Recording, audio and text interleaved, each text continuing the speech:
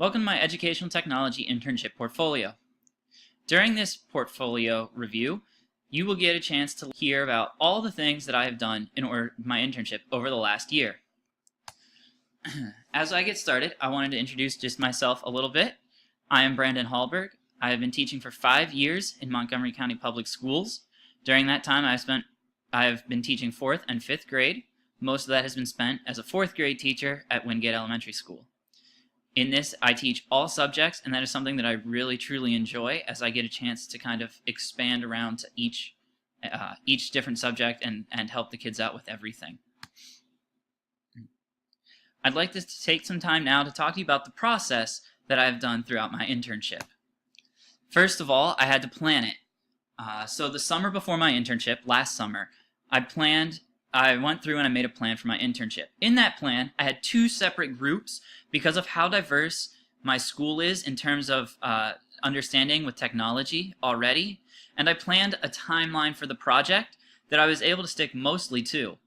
One of the things that I really organized was technology tools that I felt would benefit our school, so I picked out things that I felt comfortable with teaching to other teachers, and other technology tools that I really did feel would make a difference in our school as a way to plan out what I would be doing. This really kind of allowed me to have a framework for when I came back to school in the fall to get started on my internship.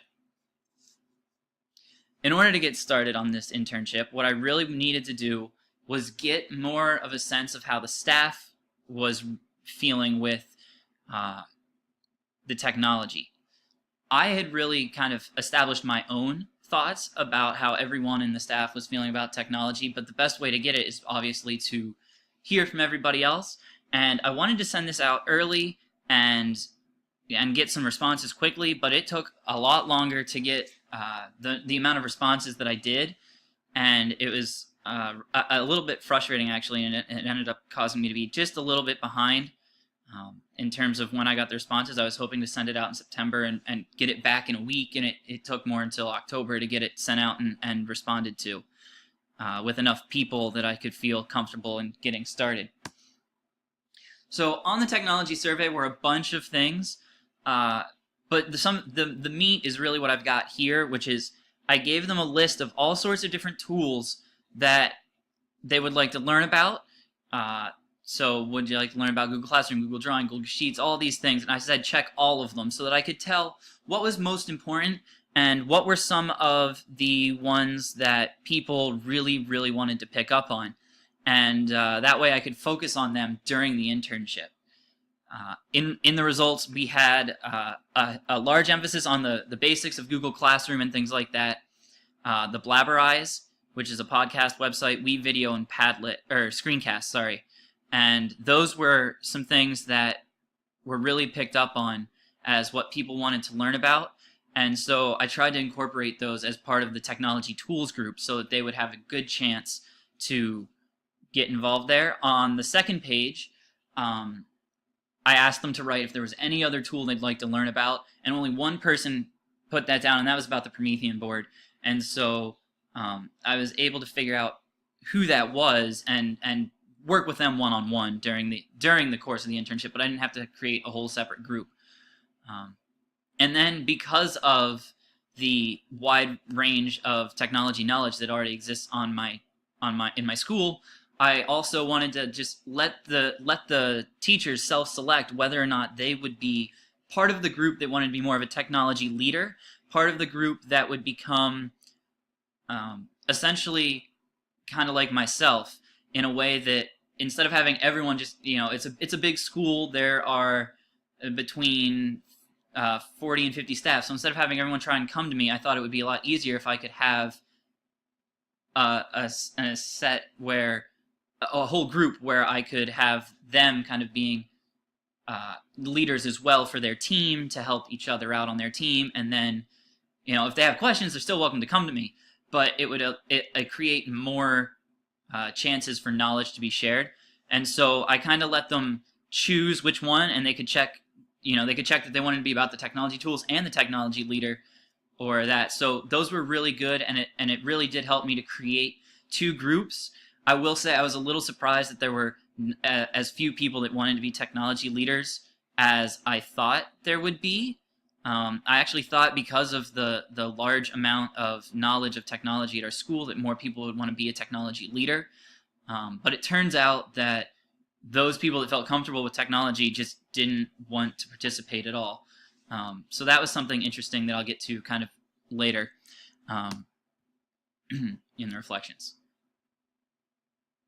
So my first meeting was with the technology tools group, and this was in November, which is when I was really hoping to get started with them. The only one I had missed out on was my October one for the technology leader group, which I ended up shifting around so that we got it in, but it was just a little later than I anticipated. And I began with a Google Classroom walkthrough because this was really, really important, especially in Montgomery County. They are they use Google Classroom, they use Google Apps for Education.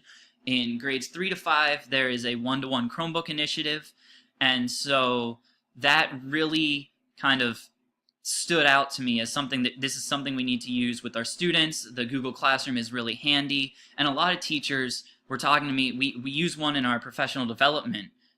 When we go to our professional development, our staff uses it, but a lot of them were asking me, hey, I don't even know how to use Google Classroom in our staff thing, in our professional development. How am I supposed to use it with kids? So I really thought that this was a good one. And so what you can kind of see here is one of my older ones that I had taken, and I used this to kind of demonstrate to them the different ways, how to use the stream, how to include new assignments, how to include announcements, how to make links, how to create a test for them, essentially, how to create responses, questions, all these things that you could use Google Classroom for so that it could benefit the students. And that was something that I really focused on in the first one because I thought it was really important for them to use throughout the year. In December, I had my first meeting with the Technology Leaders Group, and this was a very small group. It ended up being only 3 people other than myself, which I was a little sad about, but it worked out pretty well. I was really grateful for their flexibility. Unfortunately, it didn't happen until the week before winter break because there were a couple people busy, and I said, when can everyone meet in December? And we all agreed that the week before winter break happened to be the best week for us, which I was a little wary of, but everyone was there, everyone came through, and we really focused on the SAMR model. And specifically, I wanted to break SAMR up into 2 spots because I felt that a lot of the school was already on substitution and augmentation, those kind of levels, and I really wanted to explain that to them, and then get into the modification and redefinition and what are some ways that we can make those happen a little bit later. So the first part in December, especially because of the winter break coming up, was just substitution and augmentation. We talked about different ways that our school already uses substitution and augmentation, and we kind of narrowed out some other practices that would be a good choice for us. I created a blend space for this because I really wanted to give them a lot of different resources that would really allow them to kind of connect what they know to the SAMR model, and I know it connects for everything, and I told them that we would use this for both. And then I also created a Google Classroom for them where we took that Google Classroom as a technology leaders group, and they could always come back to these things. So if they ever wanted to come back to SAMR, and I did check, they could come back to it, and I did check later, they have come back and reviewed my SAMR blend space so that they could really get some extra knowledge on it, and it was something that they found useful. So that was a good start. As I said, when we came back in January, it was actually really quickly after we came back. I wanted to do a check-in on the SAMR, how are they feeling with it, and I really wanted to go over the last 2, the modification and redefinition, and we kind of got a chance to go over those. And one of the things that we found really challenging in class when I was learning about SAMR was the difference between augmentation and modification and how it's a real thin line. And I was really, really impressed with their discussion of augmentation versus modification in the technology leader group because they figured it out very quickly and they did an excellent job with it. And also I took this time to kind of ask them, it's been a couple months now, 2 months now of helping out some of the other teachers on your team? Are there any questions that have come up to you that you didn't know how to handle? Are there, what are some questions you've had to answer? What are some things that you've kind of noticed about being a leader in technology, and educational technology as well? I think that's where we will. Yep.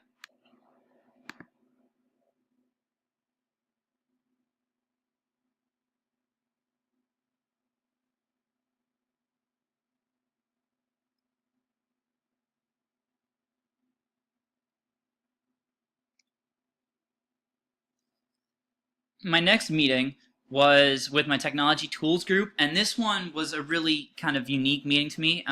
This is where I met my online component for the internship, and it started in January, but the meeting took place in February.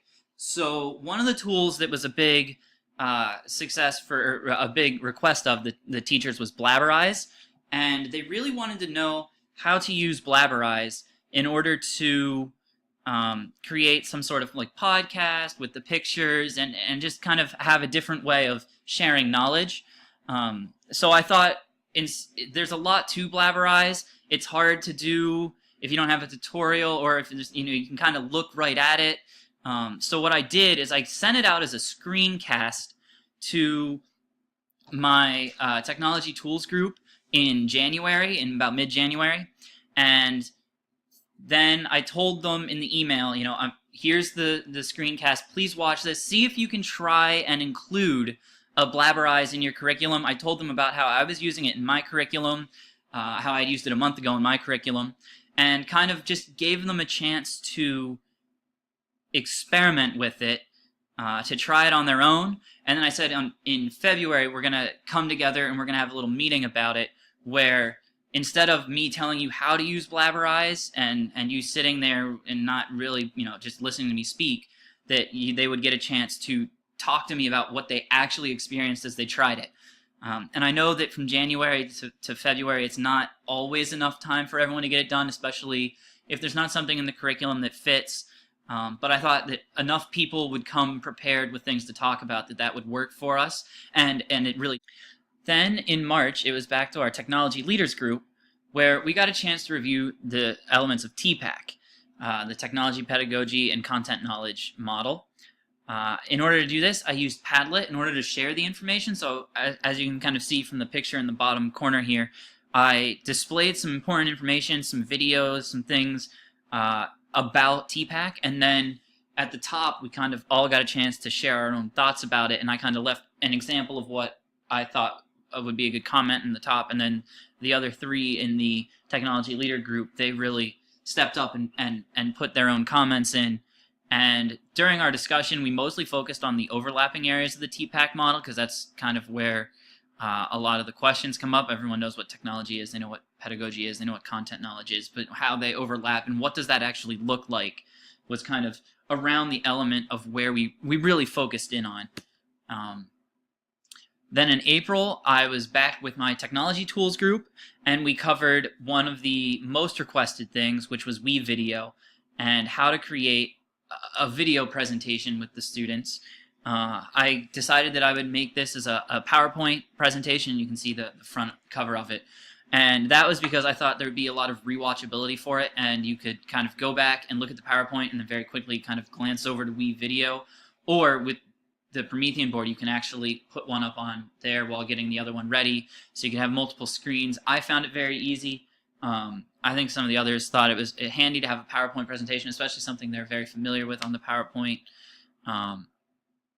We brainstormed some end-of-the-year projects using WeVideo. Since this was our last technology tools group meeting, I wanted to kind of give them some ideas for things to use by the end of the year. And our media specialist really stepped up during this time, because our media specialist actually volunteered to assist and lead some lessons using WeVideo for the fourth graders, and also I think for fifth graders as well. She was doing that. So that was something that really allowed them to, teachers to see that other people were using it and how effective it was as well. In general, there was some other work I did with the teachers during this time as part of my process. lots of technical support with Google Drive, Google Classroom throughout the year. The Promethean board support was huge. A lot of people needed help with, some of the Promethean board, and that was done. Most of this is done through one-on-one conferencing. And one of the things that came up at the end of the year that I created a presentation for, that you can see down here at the bottom, is the Go Guardian monitoring tool. Is something that was added at the very end of our school year, and well, not end, April, but it was added towards the end of our school year. And it was something that was really cool, and it was a monitoring tool, something we just hadn't had before for the Chromebooks, and it was something that a lot of teachers wanted to know about, so I made sure that I kind of got that in there, even though it wasn't quite ready and it wasn't perfect and it wasn't part of my internship exactly. I helped out, and kind of the teachers that were willing, as I was exploring and figuring it out, they were the ones that took the presentation. So during my internship, I really think I hit on several key concepts, but here are some of the ones that I think were most integrated. And the first one is key concept number 3, the technology integration models and technical tasks, and specifically the 3.1 about applying models of technology in school, such as SAMR and TPAC, to incorporate technology tools in learning to improve learning. And I think that this technology leader group really hit on that, because the TPAC, we talked about TPAC, we talked about SAMR, and we specifically talked on how can it be used to become a better teacher? What can we do with this in order to really enhance our ability to teach inside the classroom? And so I think that was a really well done key concept here. In key concept 4, it was communication, about using technology tools to collaborate with colleagues. The creation of a Google Classroom for the technology leader group, that was one great way to do this. A second way to do it was through the use of Google Drive. There were a lot of ways to collaborate. We suggested, as a team, that we use Google Classroom to communicate with our administrator, so that he could see what we're doing and how we're organizing everything and collaborating together. So I think that was something that I included here, was an element of communication through Google Classroom, through the Drive, that really allowed the teachers to communicate with each other and with me as well. The next key concept is key concept 14, about digital video, and specifically 14.1, creating a screencast for instructional purposes. This once again goes back to that Blabberize that I made as part of the online component. And so it was used for professional development for teachers, and it really did help out with helping them to gather all the different things that they needed to do in order to use Blabberize. And it really was successful, as teachers came back with wonderful, stories of here's how they did like photosynthesis with plants, and they had the kids making it look like the plant was talking, and things like that were really cool. Key concept 15, about multimedia production, says creating original multimedia products to maximize learning. In this case, it's maximizing the learning of my teachers in my staff development through the multimedia format of the blend space and the Padlet that I created. There were videos, there were haiku decks, there were pictures, there were readings. There were a lot of different things involved that really allowed for me to get at the most learning for the teachers that were really working through this group. So there were a lot of different media in which I created these things. And lastly, key concept 18, educational technology resources. At 18.1, locate a variety of technology resources, evaluate them for classroom use, and assist colleagues with this process. I think I really break this down into 2 sections here. The first part of that, locating the resources and evaluating them from classroom use, that was a big emphasis of my technology tools group. How could we use these in the classroom? And why are they valuable? Why are they important? And the second part, and assisting the colleagues with the process, I think goes a little bit more with the technology leaders group, where I kind of shared the process of how to evaluate sources. We talked about, the different models, and then how we use those different models to really evaluate, should I use this technology, or am I just throwing technology at it because people like it when I have technology, but it's not actually benefiting the educational value of my content. So those are some things that we really looked at in terms of breaking down the educational technology resources. Now I would like to get onto some of the reflections I have about my internship and some of the things that went really well and other things that I could have definitely made better. So some of the positives I experienced were that there was definitely an increased use of effective technology, not just a technology because they felt like it, but there was purposeful, meaningful inclusion of technology in lesson planning that I think really improved how our students learned. There were good differentiated groups. So I really liked having those two separate groups. The one group that was after this goal, and then another group that was after another goal. The technology leader group was really excited about the theory. They were very good at diving into conversations about it and really getting into what does this mean for me as a teacher. I noticed that teachers felt more comfortable with the technology tools after my internship. They felt that they were starting to actually understand what they were. And I asked teachers, that had been afraid. I said, were you afraid in the beginning of the year? And they said, yes. And I said, what about now? And they said, not as much. Or one even said that they were really excited to use technology tools in the future. And one of the things that I felt that I learned the most from it. Because there were so many things that other people were sharing with me or telling with me that I was like, oh, I can take that to my own classroom and make that something that makes me a better teacher. So I think that was a really handy thing to have. There were some things that I think needed to be improved. Meeting times, because we had a new administrator this year and I knew he had his own kind of like path he wanted to get started in, I didn't want to ask for the time during our professional development, but I really do regret that because I think that having that time would have really allowed me to have a clear focus as opposed to asking many different teachers, hey, when can you meet? And having some that, one wouldn't show up this month and another wouldn't show up this month. And it just kind of created some problems that maybe didn't need to exist if I could have just taken up some professional development time. Small groups are really great in the differentiation, but there are times when, even in a small group of teachers, it got way off task and off topic, and I had to try and bring it back together. But it was not something I was prepared for. I just, I kind of assumed I'm keeping it to a half hour, 45 minutes of a meeting, and we can stay focused, but not always. New tools that came up in the year really kind of threw me off, which I didn't have enough time to get them included in the internship, and I really, really wanted to. I think GoGuardian, the value in it is a lot higher than some of the other tools that I spent time on, but because I didn't know about it and it just took so long, and by that time I had kind of started wrapping things up with people, so only the people that really cared came and talked to me about it. It's definitely one that I want to do going into next year. It's what I want to start with.